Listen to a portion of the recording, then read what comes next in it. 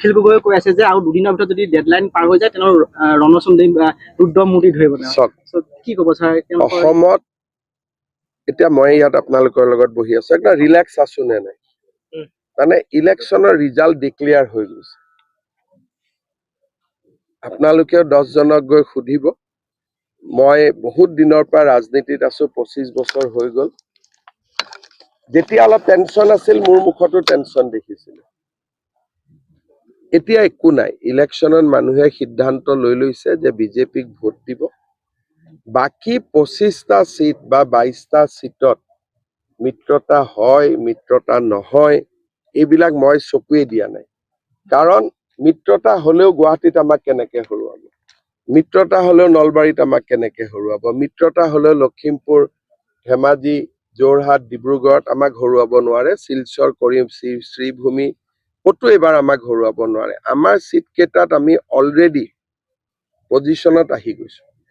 অগপক আচলতে বিজেপিয়ে যিহেতু লগতে লৈ নিৰ্বাচন বিজেপিৰো নাবাঢ়ে, এজিপিৰো নাবাঢ়ে। য'ত আছিলো তাতে থাকিব, একেধৰণে থাকিব। কাৰণ কাৰোবাৰ শক্তি বঢ়াব গলে কাৰোবাৰ পৰা কাঢ়ি ল'ব নালাগিব জানো? কাঢ়াটোতো বেয়া কথা। গতিকে এজিপি য'ত আছিল তাতে থাকিব, বিজেপি য'ত আছিল তাতে থাকিব, BPF য'ত আছিল তাতে থাকিব। পাৰিলে আমি UPPLৰ কাৰণে যদি ৰাস্তা এটা ওলাব পাৰো ভাল। এতিয়ালৈকে ওলাব পৰা নাই, কাৰণ তেওঁলোকে নিজৰ ভিতৰতে কথা পাতি ললে ভাল। মই বড়ো সমাজৰ ৰাজনীতিত মই সোমালে তাৰ প্ৰতিক্ৰিয়াও হ'ব পাৰে, মই সোমোৱা নাই। কিন্তু এজিপিৰো মই মাজে মাজে দেখা পাওঁ যে আমাক এইবাৰ অলপ বেছিকৈ লাগিব। ভায়েক ককায়েকৰ মাজত এজন ভায়েকে যদি এজন ভায়েকৰ মাটিটো কাঢ়ি ল'ব খোজে, কাজিয়া লাগে। সেইকাৰণে আমাৰ কথাটো হ'ল যে যোন য'ত আছিল তাতে থাকিলে সমস্যা নাই।